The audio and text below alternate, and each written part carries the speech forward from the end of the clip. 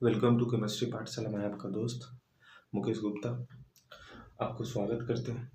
पिछले क्लास में हम लोग पीएच वैल्यू के साथ साथ स्ट्रॉन्ग एसिड वीक एसिड का सारा पीरियोडिक टेबल पीएच स्केल का टेबल पे सारा कुछ अरेंजमेंट हमने देख लिए थे। कहाँ से कहाँ तक 0 to 3.5 स्ट्रॉन्ग एसिड होते हैं, 3.5 to 7 के बीच में आपको वीक एसिड होते हैं।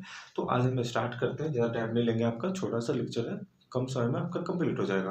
तो स्ट्रॉन्ग एसिड है, जैसे सल्फ्यूरिक एसिड लिखे H2SO4, और ये जो H2SO4 है इसको हम लोग बोलते हैं किंग ऑफ एसिड, और इसका दूसरा नेम भी है आपका ड्राइंग एजेंट। Drying agent. अब ड्राइंग एजेंट क्यों? आप सुने होंगे किसी गर्ल्स के ऊपर एसिड अटैक होता है, तो हमारे बॉडी पे ज़्यादातर वाटर है, हमारे बॉडी में ज़्यादातर वाटर प्रेजेंस है। तो H2SO4 क्या करता है, जिस भी कंपोनेंट के पास अगर ज़्यादा अमाउंट ऑफ वाटर है, तो अगर उस पार्ट के ऊपर इसको छोड़ते हैं ना, तो वो क्या करेगा, उस पार्ट में जितना सारा मॉइस्चर होगा, जितना सारा वाटर बॉडीज होगा, सबको एब्जॉर्ब करके वेपर स्टेट में कन्वर्ट करके इसको ड्राई कर देगा। इसलिए इसको हम लोग बोलते हैं ड्राइंग एजेंट। और किंग ऑफ एसिड इसलिए बोलते हैं क्योंकि किंग ऑफ एसिड इसलिए होता है क्योंकि आपको ये हर एक एलिमेंट के साथ, हर एक सब्सटेंस के साथ इजीली रिएक्ट कर लेता है। सेकेंड है आपका HCl, हाइड्रोजन क्लोराइड। अगर ये गैसेस फॉर्म में होगा तो इसको बोलेंगे हाइड्रोजन क्लोराइड। क्यों? क्योंकि गैसेस फॉर्म में यहाँ पे H+ आयंस रिलीज नहीं होता है। जैसे HCl को आप क्या करेंगे, एक्वस मीडियम में डिप करेंगे, तो यहाँ पे इसको डिसोसिएट हो जाएगा H+ आयंस और साथ में Cl- में। तो ये जो H+ आयंस मिल है यहाँ से, जैसे ही H+ आयंस ये एक्वस मीडियम में ब्रेक होगा ना, तो इसलिए इसको यहाँ से इसका नाम चेंज हो जाएगा, क्योंकि H+ किसका इंडिकेटर है, एसिड का। तो जो H+ एसिड का इंडिकेशन है, तो यहाँ से ब्रेक होकर अलग हो जाएगा और ये फॉर्म कर लेता है HCl यानी हाइड्रोक्लोरिक एसिड। गैसेस फॉर्म में होगा तो हाइड्रोजन क्लोराइड, और अगर लिक्विड फॉर्म में होगा तो हाइड्रोक्लोरिक एसिड। सेकेंड है आपका HNO3 nitric acid, sorry third है आपका नाइट्रिक एसिड। जनरली ये भी स्ट्रॉन्ग एसिड होता है क्योंकि नाइट्रेट का फॉर्म है। फोर्थ है आपका HBr हाइड्रोजन ब्रोमाइड। फिफ्थ है आपका हाइड्रोजन आयोडाइड, और सिक्स है, आप इसको बहुत बच्चा नहीं जानते होंगे, ये तो जनरली 1 to 3 इसमें ज़्यादा कॉमन है, इसका यूज हम लोग जानते हैं। लेकिन HBr और HI हाइड्रोजन आयोडाइड, इसका यूज हम लोग बहुत कम सुने हैं, बहुत कम ही होता है इसका यूज जनरली। और जो आपका सिक्स है, इसको हम लोग बोलते हैं पर क्लोरिक एसिड। क्लोरिक एसिड क्या बोलते हैं इसको? पर क्लोरिक एसिड, यानी ये इसको बोलते हैं पर क्लोरिक एसिड HClO4। अब ये जो पर क्लोरिक एसिड है, ये आपका स्ट्रॉन्ग ऑक्सीडाइजिंग एजेंट है, स्ट्रॉन्ग ऑक्सीडाइजिंग एजेंट। अब ये स्ट्रॉन्ग ऑक्सीडाइजिंग एजेंट क्यों है? क्योंकि ये किसी भी एलिमेंट को इजीली ऑक्सीडाइज करेगा। ऑक्सीडाइज में क्या होता है आपका, यानी इजीली उसका क्या करेगा, उसके आयंस को गेन कर लेगा। क्यों? क्योंकि यहाँ पे non metal highly reactive element कौन कौन है आपका, क्लोरीन और ऑक्सीजन, दोनों non metal highly reactive element है। तो ऑक्सीजन भी इलेक्ट्रॉन गेन करेगा और क्लोरीन भी इलेक्ट्रॉन गेन करेगा, इसीलिए इसको ऑक्सीडाइजिंग एजेंट बोलते हैं। चलिए, यहाँ तक अब कंप्लीट हो गया है, तो नेक्स्ट हम देखते हैं। अब ये सब कंप्लीट हो गया, इसके बाद चलते हैं हम लोग स्ट्रॉन्ग एसिड के बाद स्ट्रॉन्ग बेस पे, फिर वीक एसिड चलेंगे आपका। तो ये बात कर रहे हैं स्ट्रॉन्ग बेस। अब देखिए, ये स्ट्रॉन्ग ग्रुप 1 जिसको बोलते हैं हाइड्रा ऑक्साइड आयंस।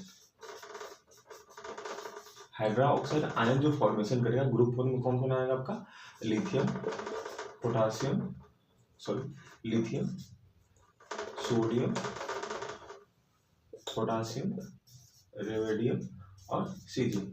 ये अगर इसमें जो भी आपका ग्रुप फर्स्ट का ऑल एलिमेंट, ये हाइड्रोक्साइड का फॉर्मेशन करेगा, ग्रुप फर्स्ट का ऑल एलिमेंट हाइड्रोक्साइड का फॉर्मेशन करेगा, और साथ में ग्रुप, इसको ग्रुप 1 को क्या बोलते हैं, अल्कली ग्रुप। जो ये अल्कली ग्रुप है, और ये सारा आपका स्ट्रॉन्ग बेस होगा।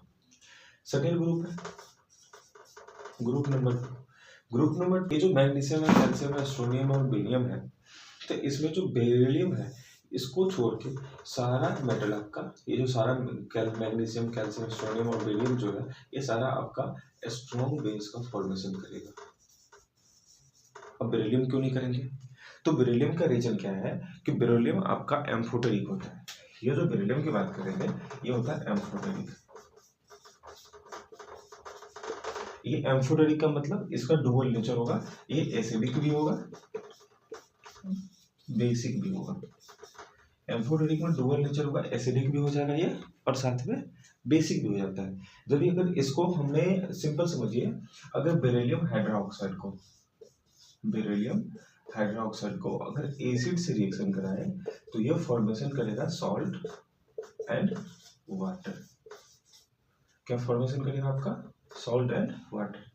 अगर इसी बेरिलियम हाइड्रोक्साइड को अपने बेस से रिएक्शन कराए BeOH ऑल ट्वाइस, अगर इसको बेस से रिएक्शन कराए तो ये बनता है बेरिलाइट। ये बना लेता है आपका बेरिलाइट। ये बेरिलाइट एक क्रिस्टल फॉर्म होता है, क्रिस्टल फॉर्म बना लेगा, जिस कारण से क्रिस्टल फॉर्म में कन्वर्ट होता है और ये कोई भी रिएक्शन पार्टिसिपेट नहीं करेगा। क्रिस्टल फॉर्म आ गया तो इसमें कुछ भी रिएक्शन का आपका फंक्शन प्रोसेस नहीं होगा। और साथ में चलिए पहले इसको थोड़ा इन्वेस्ट कर लेते हैं। अब देखिए बेरिलियम का डुअल नेचर होता है एम्फोटेरिक, वो तो समझ गया। चलिए इसीलिए हाइड्रोक्साइड नहीं बनाएगा। अब देखिए it has very small radius, इसका रेडियस क्या है? स्मॉल होता है एंड स्मॉल साइज होता है, छोटा साइज होता है and a very high density, very high charge density. Because reason क्या है? Because beryllium hydroxide bond is very strong. इसका बॉन्ड क्या है ना, काफी स्ट्रॉन्ग होता है। अब बेरिलियम हाइड्रोक्साइड का बॉन्ड क्या होता है? काफी स्ट्रॉन्ग होता है and it does not easily OH ions release in aqueous solution, यानी ये इजीली यानी आसानी से एक्वस सॉल्यूशन में अपना आयंस को रिलीज नहीं करता है, जिस कारण से बेरिलियम हाइड्रोक्साइड आपका स्ट्रॉन्ग बेस नहीं होते हैं। Clear everyone? चलो ग्रुप नंबर 2, जो ग्रुप नंबर 1 है तो उसमें एवरी एलिमेंट आ जाएगा आपका स्ट्रॉन्ग बेस आ जाएगा। ग्रुप नंबर 2 में आपका केवल बेरिलियम को छोड़ के जितना सारा एलिमेंट है सारा आपका स्ट्रॉन्ग बेस आ जाएंगे। जैसे सिंपल से आप देखे होंगे NaOH, KOH, LiOH, फर्स्ट में होना चाहिए, कोई बात नहीं उसका, CaOH all twice, CO etcetera. आपका ये सब क्या आ जाएगा? Strong base. Weak acid, weak acid याद करने का सिंपल ट्रिक है। ठीक है, वीक एसिड में क्या होता है ना, सिंपल सी बात करें तो जो भी आपका एसिड है, जो वीक एसिड क्यों होता है? जितना सारा ऑर्गेनिक एसिड है ना, वो सारा ऑर्गेनिक एसिड आपका वीक एसिड होगा। अब रीजन क्या है? स्ट्रॉन्ग एसिड क्या था? वो आयंस को कंप्लीटली वाटर में डिजोल्व कर रहा था, कंप्लीटली एक्वस मीडियम में डिजोल्व कर रहा है, कंप्लीटली आयंस को लूज कर दे रहा है। लेकिन जो वीक एसिड होगा ना, वो अपना आयंस को कंप्लीटली लूज नहीं करता है, वो 5 to 10 या 15 to 20% के रेशियो में ही अपने आयंस को रिलीज करेगा, बाकी आयंस को अपने पास होल्ड करके रख लेगा। तो सिंपल से इसमें हम लोग नोट कर सकते हैं, they do not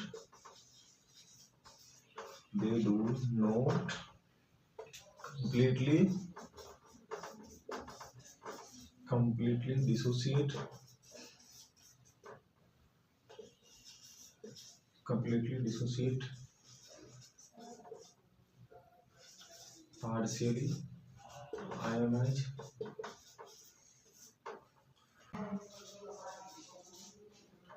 when dissolved in water, यानी ये पार्शियली डिजोल्व हो जाएगा वाटर में। फॉर एग्जाम्पल क्या है आपका? CH3COOH H है, जिसको बोलते हैं हाइड्रोजन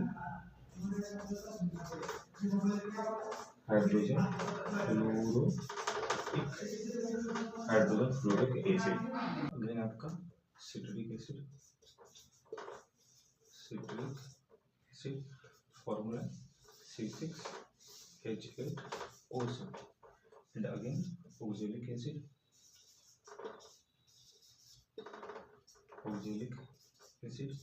C2H4O4। ये सिट्रिक एसिड किसमें होता है? ये जो प्रेजेंस होता है आपका जनरली, जैसे ऑरेंज, तो जो सारा सिट्रस फ्रूट है उसमें आपका ये होता है। ये ऑक्जेलिक किसमें प्रेजेंट होता है जनरली?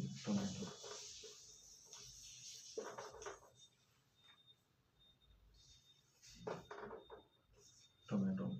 ठीक, तो ये सर आपका हो गया।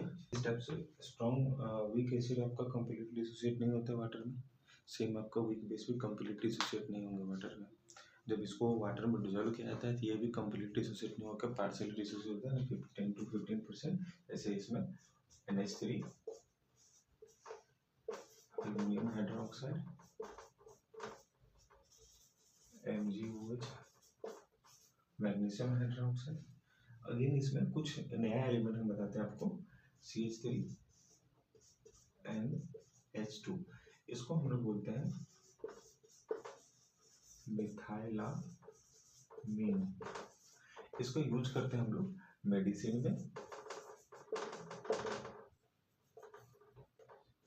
मेडिसिन और एग्रीकल्चर जो इक्विपमेंट होते जैसे फर्टिलाइजर उसमें यूज कर लेते हैं। ठीक है, तो एग्रीकल्चर, ठीक है, एग्रीकल्चर। अगेन इसमें कुछ और एलिमेंट है C5H5N इसको बोलते हैं पैराडीन। इसका भी यूज सेम है मेडिसिन और एग्रीकल्चर इक्विपमेंट में, बहुत सारा ड्रग्स में यूज होता है इस दोनों एलिमेंट का। तो प्लीज़ आप लोग को वीडियो अगर अच्छा लग रहा हो तो लाइक सब्सक्राइब एंड शेयर कीजिए और ज़्यादा से ज़्यादा आके इस वीडियो को आप अपना कंसेप्ट क्लियर कीजिए।